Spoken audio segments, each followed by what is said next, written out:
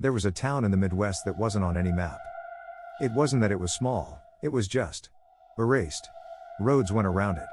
GPS rerouted. Mail trucks never entered. But every year, exactly 14 people arrived there, answering the same flyer. Volunteers needed for a once-in-a-lifetime experience. Room, board, and $10,000 compensation. No experience required. They came from everywhere.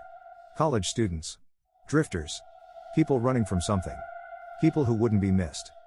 This year, Clara was one of them. The van picked her up at night from a diner in Kansas. The driver didn't speak.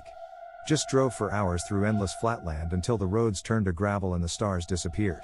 They arrived at sunrise. A gate opened. The van passed through. Inside, it was like a 1950s suburb frozen in amber, identical houses, trimmed lawns, smiling people waving as if they were stuck in looped animation. The volunteers were taken to a brick building called the Hall. Inside, white walls, no windows. A woman in a nurse's uniform welcomed them. "You're safe here," she said with a smile that never reached her eyes. "You're going to help us so much." They weren't allowed phones. No contact with the outside.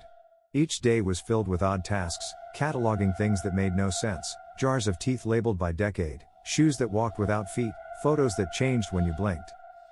At night, they slept in locked rooms. One volunteer, Dennis, tried to escape the second week. The next morning, his bed was empty. But the town had a new smiling face at the grocery store. Same build. Same eyes. Something else behind them.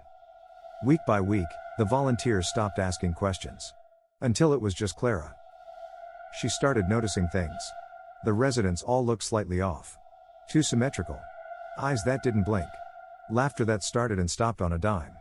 One night, she crept into the hall's basement. She found the archive. Photos going back 100 years. The same people. Unaged. In the corner was a glass tank, filled with thick fluid. Something floated inside it, dozens of pale, half-formed bodies. Each one a warped copy of one of the volunteers. She heard footsteps behind her.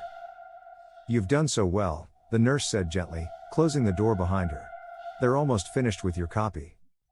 Clara never left that basement. But she still smiles at newcomers.